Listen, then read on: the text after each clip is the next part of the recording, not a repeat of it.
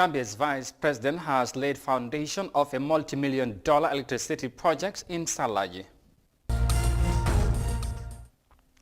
Nigerian students are left in distress amid frequent attacks on schools by bandits. And Banjul is among the most peaceful cities in the country, according to the Gambia Police Force. Well, these and more coming ahead in tonight's This Week edition.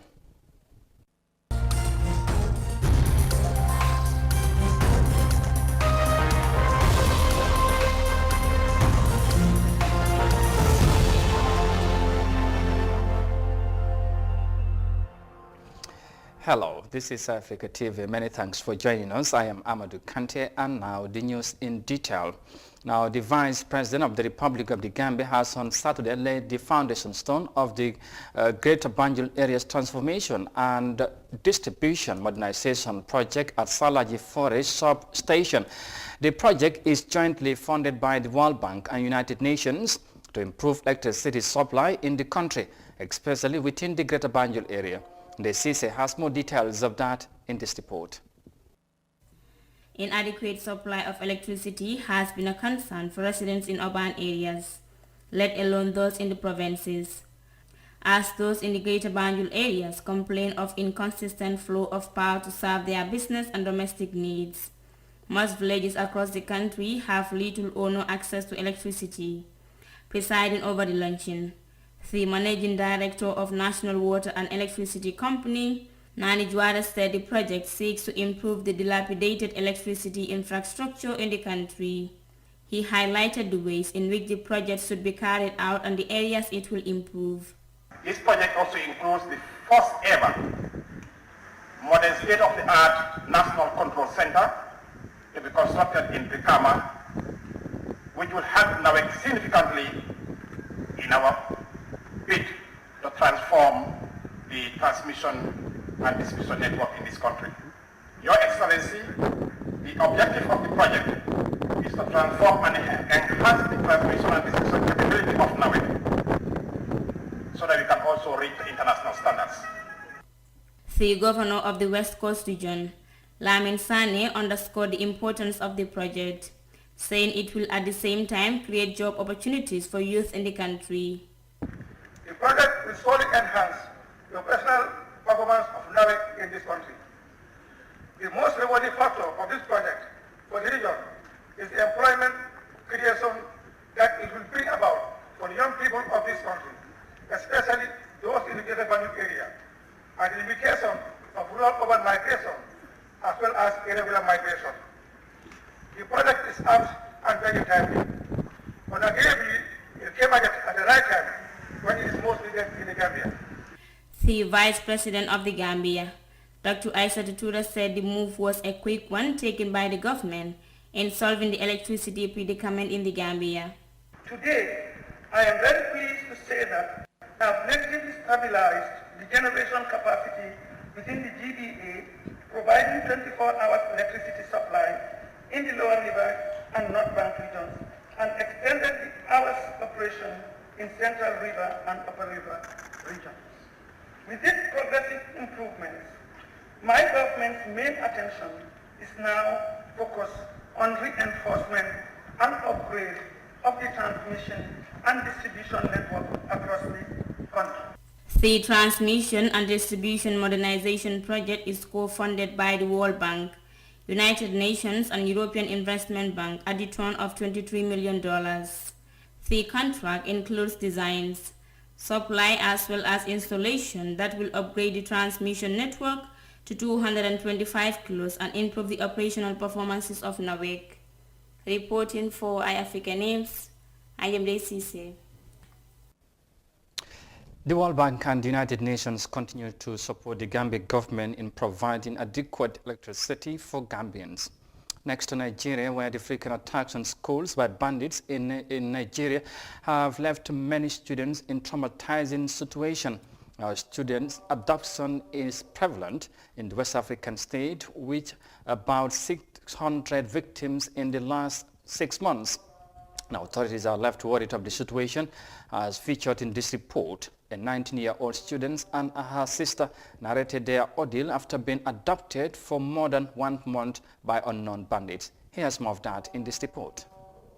This is 19-year-old Victory Sani and her 17-year-old sister, Rejoice.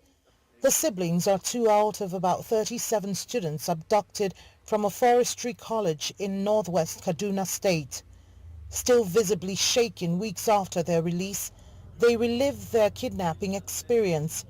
From living in the bush to constantly being threatened by their gun-wielding abductors, it was traumatizing for the young ladies. Continued for days become weeks, and the rest, no food, no good food. Concerning the place we sleep, it's always on the ground. When it's evening time, there is one man that always help us to cut leaves. We spray it on the ground and we lie down under cold. Sometimes we wake up in the morning and we see scorpions and snakes around us. There was no change of clothes. The water very dirty. We drank river water. We spent about 55 days in the bush. It happened in the hostel. They broke the fence and came in. They said we should stand up and we started moving. We moved for 4 hours. We got to the bike, and on the bike we moved for 2 hours. After 55 days in captivity, they were released to reunite with their families. A nightmare these girls and their family continue to relive. From day one that our children were kidnapped, we were under psychological arrest. We were under mental arrest. We were under emotional arrest. It was in our presence they brought the children. Sighting them, in fact, I was overwhelmed with joy, and I've been basking in that joy from then till now. Any sound gets me scared like that, and anytime I'm sleeping, I still see these people in my dreams. Insecurity is fast crippling Nigeria's education system. Students risk their lives to secure an education, and the situation is worsening. In the last 6 months, about 800 students have been abducted from their schools in coordinated attacks. What is driving kidnap for ransom or abduction in Nigeria? Reward for the crime. In this instance, the reward is ransom. So the ability for these criminals to not only place a ransom demand, but to collect the ransom demand and to spend it is the #1 driver. These non-state actors have more weapons in their hold than the security agencies have, and so they are bold about it. Both the federal and state government need to pursue a policy of engagement with the people and even with the bad guys, so that they understand what is happening and then they take measures to stop this. Currently, I'm not seeing enough engagement. School abductions didn't just start recently. The 2014 Chibok schoolgirls kidnapping shocked the entire world, raising global outrage. Reports of ransoms being paid for people to be released continues to spark debates on the profitable criminal enterprise that's put the lives of many children at risk, many of whom aren't lucky enough to make it out alive. Now, from the report from Nigeria on security-related matters, we come back home and report on security issues also, because the country's capital city of Banjul is one of the most secure places thanks to the large number of security institutions located on the island. Now, the spokesperson of the Gambia Police Force described crime rate in the city relatively lower compared to the past. Khadija Teka tells us more of that in this report. Security issues are now among major discussions on media platforms in the face of increasing demand to address cases of theft, armed robbery and even murder in the country. The Gambia Police Force responded with the launch of Operation Zero Crime, joint patrol mechanism targeting what is called criminal hideouts. While the greater Banjul areas have been the center of these security operations, the core is seemingly more peaceful than the peripheries. Police Superintendent Lamin Jai connected the dots, leading to the real quality of smiling coast in the capital city. The city of Banjul, when it comes to crime, it's relatively lower than any other because of the fact that Banjul, the community of Banjul and also the police presence in Banjul and many other factors results to that. And so it's very low when it comes to crimes. Despite the low rates of crimes in Banjul, the police is of the view that community policing must be harnessed for the sleeping dog to be left dreaming. And then when it comes to crime hotspots, we collect criminal intelligence, and these are intelligence that perhaps we may not be able to share on media, but then the police work on these informations, and this is why we tell people who are found within communities, if they see anything that is happening within their community that definitely is unusual, then they can report or inform the police, and the police will act accordingly depending on those intelligence information that we gather. But Banjul is one of the country's economic and administrative center, housing major government institutions including the State House and Central Bank of the Gambia. According to the police reports, the major crimes for which the Operation Zero Crime was instituted are noticeably taking a downturn. It does not, however, show whether or not all the cases recorded have been addressed before the judiciary or what might be the next move for the joint security operation in the country. Khadija Seka, iAfrica News. Gambia's capital among the most peaceful cities in the country. That's a good one. They are reported by Khadija Seka. Now, the TAF Leadership Academy has graduated 152 fellows after a one-year virtual program of rekindling leadership spirit in the youth. The event staged at the South Dauda Caraba International Conference Hall this Saturday marked the graduation of the second cohort of the TAF Leadership Academy. Sohna Tunkara reports. Every day, thousands of people around the globe are changing lenses on how they view the phenomenon of life through experience shared by leaders. This rapid change takes the form of leadership training and empowerment projects amongst the list of many. In the sphere of individuals striving for personal development, which helps usher them to solving societal problems, the TAF Leadership Academy seeks to join the crusade for transformational development through the leadership program. We've recognized that leadership is an issue in Africa, and we need to address them.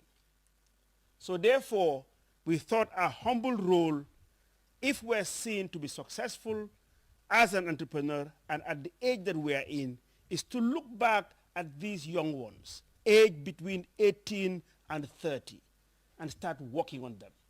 If we empower them, if we train them with the right skills, with the right values of leadership, I think we will probably change the narratives. The graduates were trained on 12 thematic areas during the one-year leadership program. Pastor Frobis, who served as the guest of honor for the young leaders, reiterated the values learned by the fellows to be contextualized and implemented for a meaningful change. Not only must you know time and opportunity, I want you to have a transformer's mindset. Think out of the box. Break the box. Create new paradigms. Create new atmospheres. The good book says, as a person thinks in their heart, so they are. There are people you can tell 10 things about life, and they'll give you 45 reasons why it will never work. It's just that's just them. That's just them. And while they're giving you the 45, 80 people are doing exactly what they told you was not possible. And I don't know whether this is an English word, but you must be helpable for us to help you.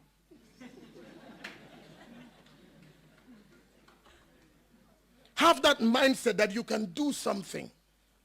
You can change something. Even if you made a mistake in your business, start again. One of the joys of having mentors and the honorable people that lectured you, it's not because people have no problems in life. But I would not want somebody who never failed, never had a problem, was never betrayed, was never maligned to come and mentor me in life because, I don't feel you. But the people who taught you have sat where you are sitting now. And therefore, they're able to empathize with you and tell you that we were once here, but we rose above where we are. So you can also do the same thing. Never be a quitter, because quitters never win.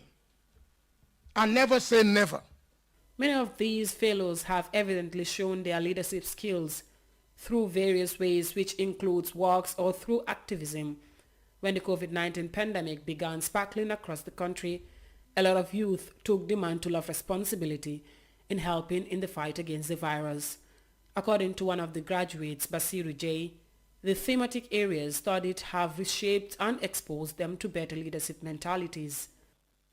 The one-year intensive leadership training of Tough Africa Leadership Academy has taught us to weigh risk and benefit, pros and cons, and to envision multiple possible outcomes, that is to say, better decision makers. This way of thinking is something we all exercise in our daily lives. Every fellow of Tough Leadership Academy sitting here today is able to identify and understand his core values, because they are our fundamental beliefs. The Tough Leadership Academy is aimed at preparing and training the next generation of Gambian leaders for the daunting tasks ahead of them. In the long-term plan, the Academy intends to train 1,000 of the fellows on various leadership assignments. For African News, Sohna Tunkara. Well, Tough Africa Global working on to improve the quality of leadership in Africa and Gambia in particular. Now, from that report by Sohna Tunkara to something else. Now, in some other news, the Organization for Peace and Humanitarian Aid was established to promote peace through civil advocacy. Established in 2017, the group looks into key issues affecting lives of citizens, including transportation, business, and elections of representatives. Spokesperson of the organization said part of their humanitarian services includes engagement of political leaders on issues of national importance. Omar Ahmad Toure has more of that in this report. Peace is the way out of inequity and violence, and a golden ticket to a promising future for humankind. Collective effort is required in this endeavor, as it remains the best award for every generation, present or future. James F. Mendy, the President and Chief Executive Officer of OFA, says the organization was built to foster peace in societies. OFA did not just come like that. OFA is founded after a very long period of peace advocacy, public engagement, etc. So having done that and analyzing issues, especially those affecting us in the Gambia here, of course, we draw conclusions that there is need to come up with that organization that will continue the peace work. And for that being the case, we appeal for everyone to embrace the organization, okay? Because,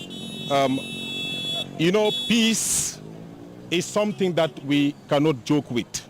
The Public Relations Officer of OFA, Luke Jata, says they are engaged in peace-building activities, including dialogue with political parties as elections draw nearer.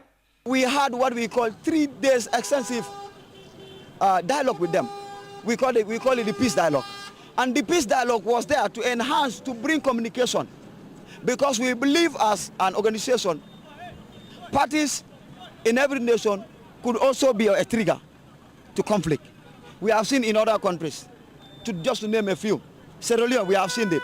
In other countries, even our neighbors, because of party lines, that conflict arises. Because one of them will deny, he said, no, I have not acceded, I have not accepted to the defeat of any election. So these are the peace building mechanism that we also employ to making sure that the Gambia is free from all kind of violence. There are almost 80 million refugees fleeing their countries because of lack of peace in their native homes across the world. Conflicts, especially in Asia and the Middle East, could only be resolved if peace is given a chance. The younger and older generations are increasingly seeing the need to work together in the enforcement of peace in every corner of the world. Reporting for iAfrica TV, this is Omar Ahmad Toure.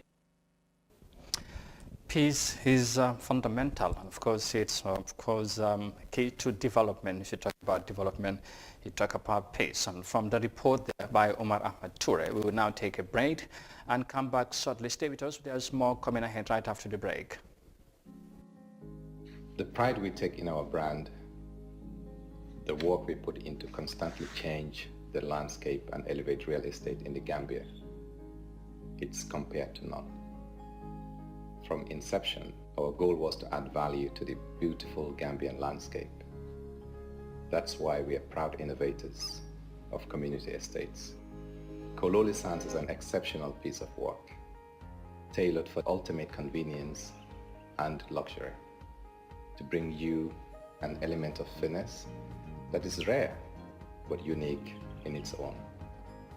This is also our pride and joy, and we welcome you to the exquisite beauty right here in Kololi and right here on the waterfront. Kololi Sands, feel the ocean breeze at your doorstep.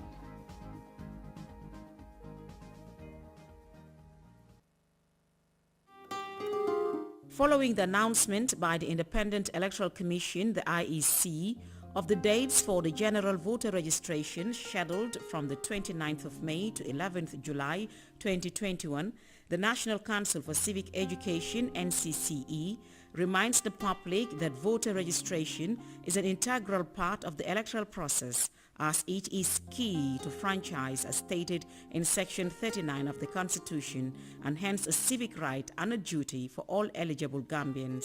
The NCCE therefore encourages every eligible citizen to fully participate in this crucial national exercise, as it is the basis for any credible and participatory election.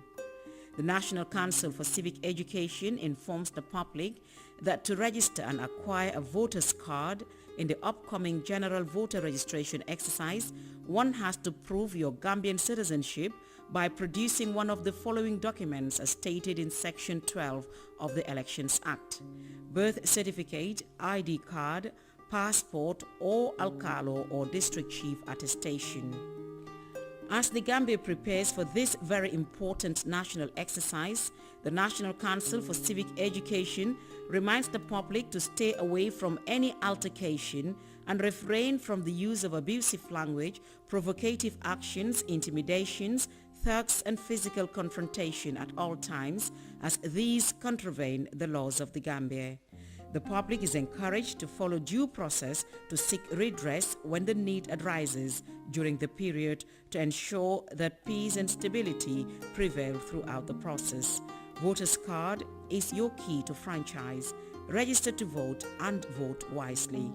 This message is brought to you by the National Council for Civic Education, NCCE, with support from the United Nations Development Programme.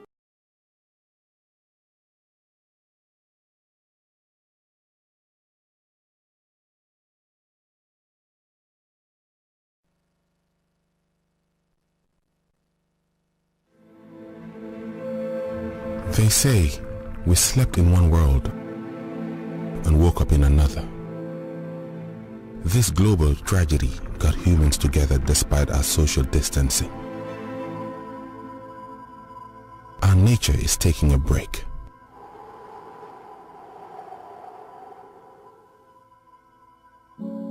And giving us a wake-up call on what and who truly matters. Look around you. Hold on. Breathe. Count your blessings.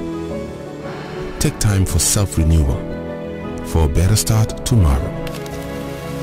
Soon, life will be back.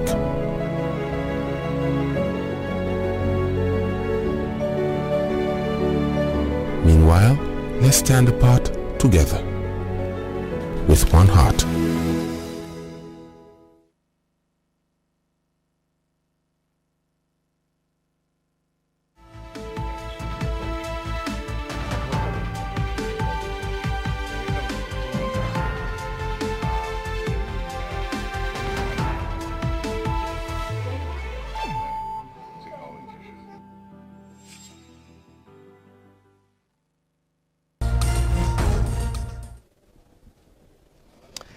Welcome back. Many thanks for joining us, and now to the rest of the stories.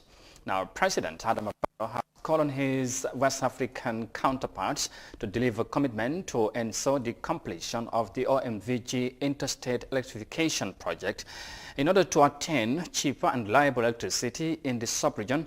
Barrow urged for cooperation in the collaboration of their Jews to make the project a success. President Barrow was speaking during a visit to the OMVG project site in Guinea-Conakry on Friday. Jordan Jai Suare has the rest of that story.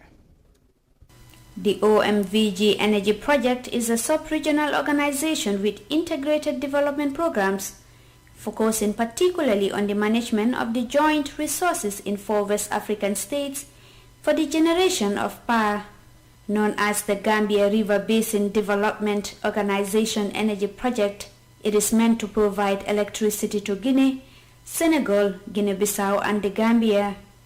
The OMVG was launched at a tune of $711 million with at least $200 million contribution from each of the ECOWAS member states of the project.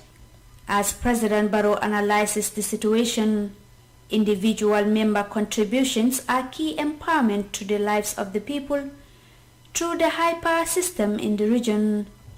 I'll seize this opportunity to call all member states, that is Guinea-Conakry, Guinea-Bissau, Senegal, Gambia, for all of us to cooperate so that we all pay our contribution so that this project will succeed. Il lance l'appel en profitant de cette occasion pour demander à l'ensemble des États membres, le Sénégal, la Guinée-Bissau, la Gambie, la Guinée, que tout le monde libère leur contribution pour faire en sorte que ce projet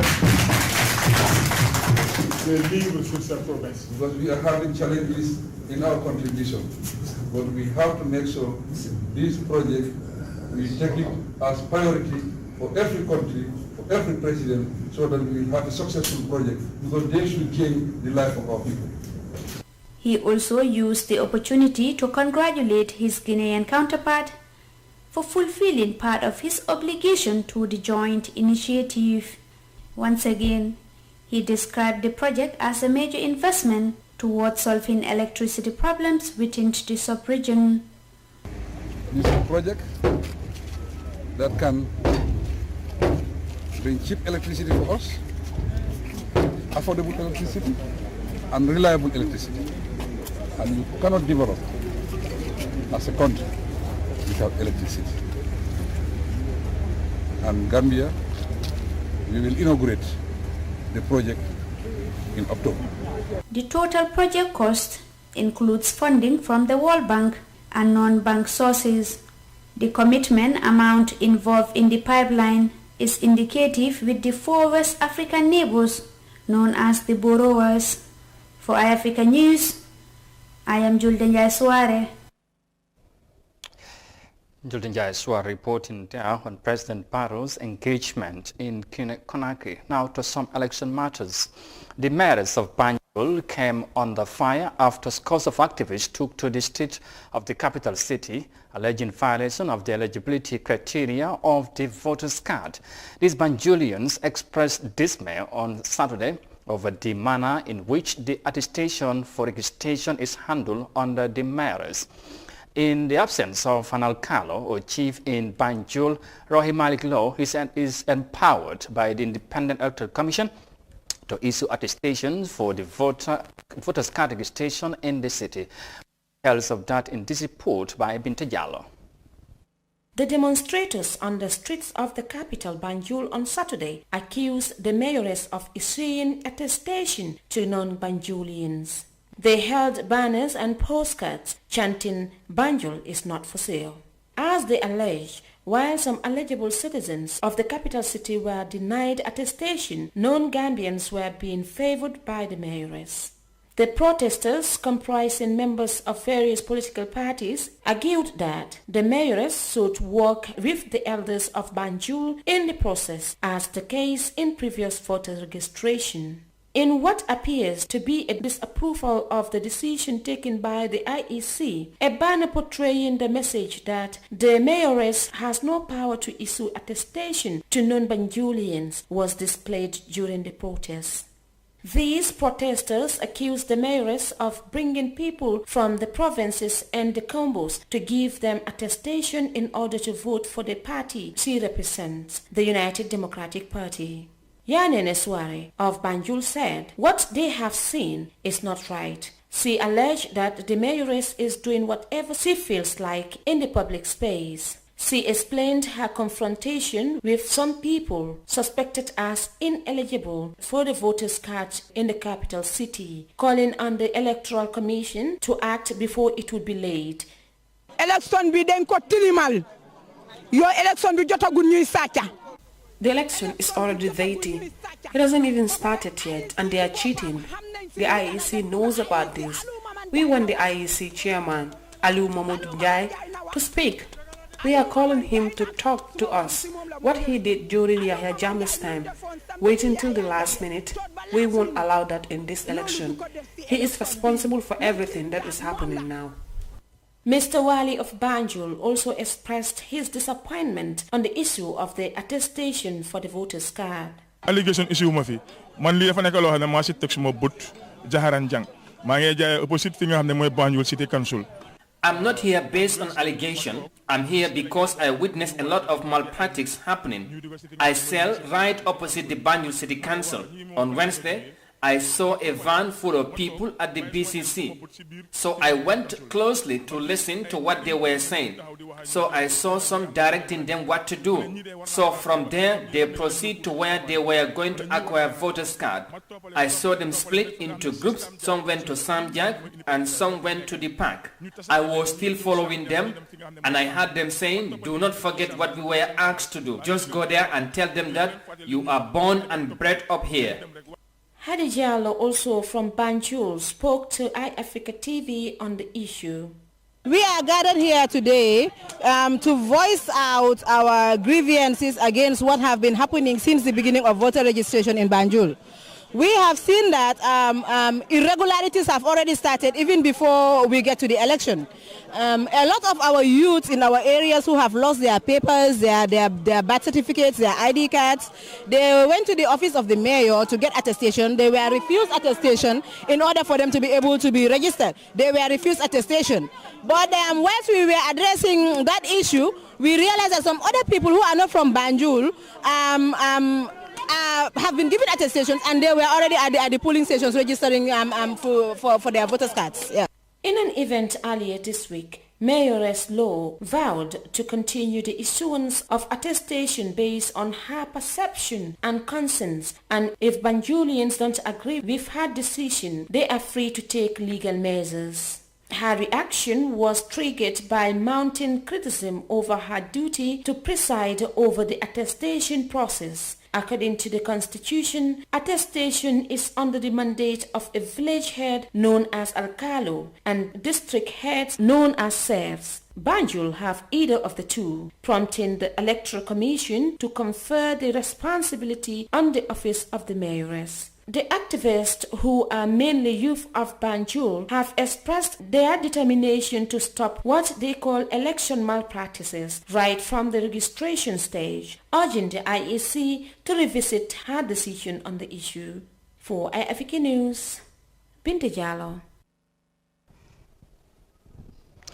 Binti Jallo reporting there as some Banjulians are out to raise concerns on the ongoing voter registration process handled by the mayor in the city.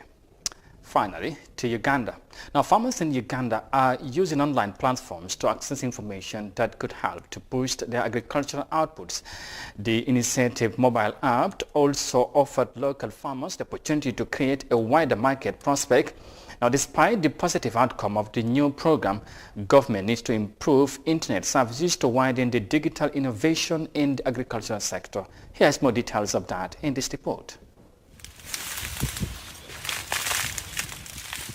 Thomas Musoke is a farmer in central Uganda. He grows a variety of crops such as butternuts and maize. He used to sell his produce to middlemen at a low price. But in 2018, he switched to a mobile platform called Omlimisa. The platform helps farmers inquire about market prices by simply texting a message on their smartphone. You don't have airtime, you just send the SMS and they will reply instantly. Musoke says he has so far sold butternuts worth $150 compared to market prices, which could fetch him less than $100. The platform also offers a range of other services such as agriculture insurance, loans and free extension services. Using the Omlimisa digital platform, Musoke can now access agriculture information on how to keep his crops healthy. He says the service has already helped him fight off pests and diseases. When they were about 1.5 months, they started rotting. Then I wondered why, because I had put there fruit fly traps, but they were rotting. Then I contacted the platform. They replied. The Omlimisa digital platform was started 2 years ago and now has over 7,000 subscribers. We first of all provide market information in terms of the prices. For example, how much is a kilo of maize in Kisenyi, in Owino, in Kalere. We provide that information free of charge. The app has been a game changer for those with smartphones, but there are still limitations of internet connectivity. We are only talking about 2.5 million people using social media, having access. So the infrastructure is still so limited to actually grow the opportunities that come with the technology. Food rights campaigners are now urging the local government to invest heavily in the digital infrastructure. The government has begun rolling out the internet infrastructure across the country and also provides free wireless internet in some areas. Hopefully, this intervention could help farmers like Musoke boost their production and sales.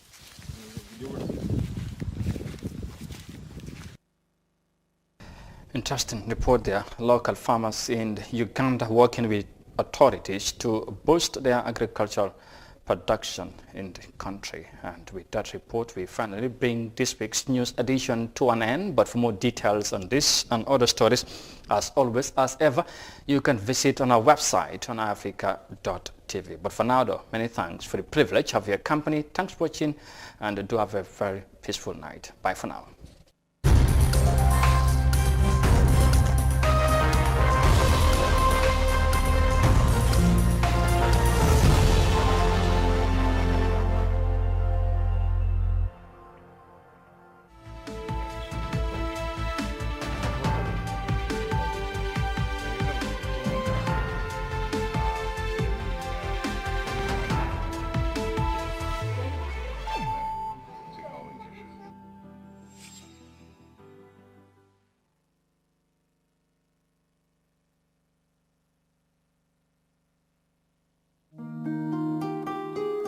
bari no tumamin na Independent Electoral Commission IEC ye kankularo ke lunla mun nyanta kila banku be carte fay to sa few nyinti wala mkawa mekaro atil mo nin kononto kata julay karo